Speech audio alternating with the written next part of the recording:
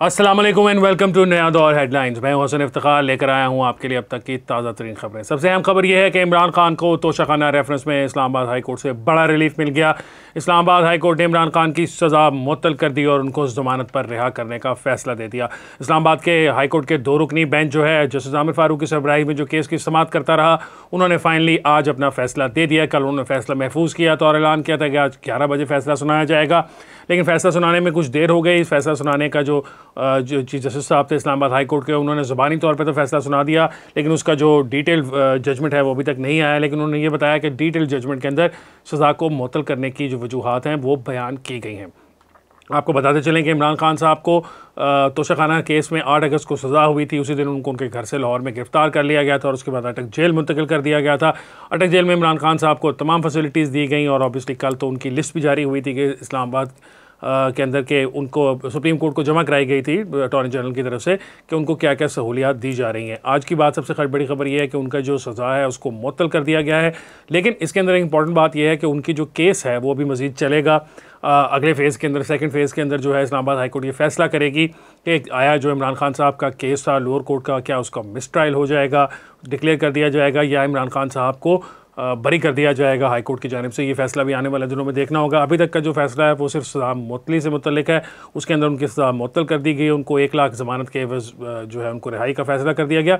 लेकिन इमरान खान साहब पर और भी बहुत सारे केसेस हैं। इस वक्त इमरान खान साहब पर एक केस साइफर का भी चल रहा है जो कि स्पेशल कोर्ट के अंदर चल रहा है और FIA को उस केस के अंदर अदालत ने जुडिशल रिमांड दिया हुआ है इमरान खान साहब का और कहा है कि 30 अगस्त को अदालत के सामने पेश किया जाए, जो कि कल है। तो इमरान खान साहब की जो आज रिहाई है अटक जेल से वो इस्लामाबाद हाई कोर्ट के फैसले के बाद मुमकिन नहीं हो सकेगी। कल अगर मजीद उनका जिस्मानी रिमांड किसी और केस में नहीं हो जाता या साइफर के केस में नहीं हो जाएगा तो यकीनन उनको रिहाई की तरफ उनका जो केस है वो चला जाएगा। इंपॉर्टेंट सवाल यहाँ पर यह भी पैदा होता है कि जो लोअर कोर्ट का फैसला था जज हुमायूं दिलावर साहब का, उसके अंदर बहुत सारे कानूनी माहिरीन के मुताबिक बहुत सारी कानूनी ऐसी मौजूद थी कि उसके अंदर लकूनास थे। उन्होंने कुछ शायद प्रोसीजरल एरर्स किए हैं उस जजमेंट को देते हुए, जिसकी वजह से इस्लामाबाद हाई कोर्ट के लिए बहुत आसान हो गया था कि उन्होंने उठाकर ये केस बाहर फेंक दिया। हैरत की बात यह है कि जस्टिस आमिर फारूक साहब जो हैं तकरीबन उनके सामने इमरान खान की जो पिटिशन्स और केसेस हैं वो 37 के करीब पिछले कुछ अरसे के अंदर आई हैं और उन तमाम के अंदर इमरान खान साहब को जस्टिस आमिर फारूक साहब की अदालत की तरफ से रिलीफ दिया गया। लेकिन फिर भी पाकिस्तान तहरीक इंसाफ के ऑफिशियल ट्विटर हैंडल से जस्टिस आमिर फारूक साहब के ख़िलाफ़ एक घिनौनी मुहिम चलाई गई और इस हद तक है कि जो फेडरल गवर्नमेंट है उसके लॉ एंड जस्टिस का जो इदारा है, मिनिस्ट्री है, उनको खुलकर इस बात को कंडेम करना पड़ा। उनकी तरफ से बयान भी आया कि जो जजेस हैं उनके ऊपर इस तरह के हमले किसी सूरत काबिल कबूल नहीं होंगे। तो उम्मीद है कि इमरान खान साहब को चूँकि अब एक और रिलीफ मिल गया इस्लामाबाद हाई कोर्ट से, तो शायद पाकिस्तान तहरीक इंसाफ जो है वो उनके ऊपर जो तनकीद है उसको शायद टोन डाउन कर देगी। ये तो आने वाला वक्त ही बताएगा कि इमरान खान साहब जो हैं वो अपनी पार्टी को क्या कहते हैं, अदलिया के बारे में उनका रवैया, पाक फ़ौज के बारे में तो रवैया आप पहले ही सारे जानते हैं कि इमरान खान साहब का रवैया बहुत ज़्यादा स्ट्रिक्ट है। आने वाले दिनों में देखना होगा कि क्या अदालतों की तरफ भी उनका रवैया उसी तरह का रहता है या इस्लामाबाद हाई कोर्ट की तरह वो दीगर अदालतों के ऊपर भी चढ़ाई करने की कोशिश करते हैं या उनके ऊपर प्रेशर डालने की कोशिश करते हैं या नहीं। कानूनी माहिरीन का ये कहना है कि इमरान खान साहब की सज़ा तो मुअत्तल हुई है, लेकिन उनकी जो नाअहली है वो बरकरार रहेगी अंटिल के इस्लामाबाद हाई कोर्ट से उनको कोई और मज़ीद रिलीफ नहीं मिल जाता और सज़ा जो है वो ख्वाश नहीं हो जाती। तो फिर इस हिसाब से तो अगर आने वाले इंतखाबात जो हैं अगर वो नवंबर दिसंबर में होते हैं, जनवरी फरवरी में होते हैं या मार्च में होते हैं, तो आने वाले इंतखाबात के लिए तो इमरान खान साहब नाअहल हैं, क्योंकि 5 साल की जो उनकी नाअहली थी लोअर कोर्ट की जानिब से वो एग्जिस्ट करती है और वो जब तक उनकी सज़ा जो है वो ख़त्म नहीं हो जाएगी, मुअत्तल नहीं बल्कि क्वॉश नहीं हो जाएगी जजमेंट, तब तक तो वो सज़ा रहेगी। आने वाले दिनों में देखना होगा कि इमरान खान साहब को क्या उसमें रिलीफ मिल पाता है या नहीं, या मज़ीद जो केसेस हैं इमरान खान साहब के ऊपर, साइफर का केस है, अलकाद ट्रस्ट का केस है और बहुत सारे इस तरह के केसेस हैं, क्या उनको उन केसेस की स्पीड क्या होती है और क्या इमरान खान साहब को उनसे भी सज़ा हो जाती है, तो फिर आने वाले दिनों में इमरान खान के लिए मामला मुश्किल हो जाएंगे। दूसरी खबर हमारे पास जो है वो एक अफसोसनाक खबर है। पिछले दिनों बरसाती पानी जो हैं वो बहुत ज़्यादा मुख्तलिफ दरियाओं में आ रहे थे। इसी तरह नारोवाल के इलाके के अंदर बस्ती अफ़गानिया है एक, उसके अंदर एक नाला है जो कि इंडिया से बहता हुआ आता है और फिर वापस, चूँकि बॉर्डर की सिचुएशन इस तरह की है कि वापस वो इंडिया में रावी के अंदर चला जाता है और रावी इंडिया के अंदर चला जाता है। तो वहाँ पर एक अफसोसनाक वाक़या हुआ। 2 भाई थे, हसाम और हमज़ा नाम के, वो नहाने के लिए गए थे लेकिन वहाँ स्लिप हो गए और वो पानी के अंदर डूब गए।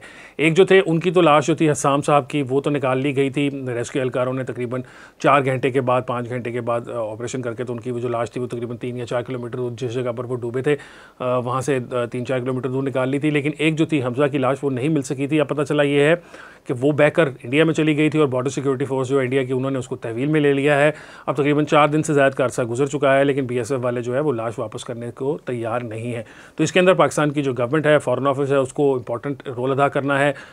यहाँ पर जो उनकी फैमिली है उनको पहले ही दुख और नुकसान हुआ है कि 2 बच्चे उनके चले गए, लेकिन एक जो है उसकी बॉडी भी नहीं मिल रही और इंडिया के पास है और इंडिया वो ज़बरदस्ती वापस नहीं कर रहा। तो इसके ऊपर पाकिस्तान का जो फॉरेन ऑफिस है उसको एक स्टैंड लेना होगा। इंटरनेशनल सतह पर अगर इंडिया हमारी बात नहीं मानता तो इंटरनेशनल सतह पर इस बात को उठाना होगा, क्योंकि मासूम सा बच्चा था, 15 साल उसकी उम्र थी और वो मतलब उसकी बॉडी जो है वो इंडिया में चली गई, तो उसको वापस करना इंडिया का जिम्मेदारी है। वैसे भी यूजली माही गिर और इस किस्म के जो लोग होते हैं जब वो बॉर्डर्स गलती से क्रॉस कर लेते हैं तो उनको वापस कर दिया जाता है।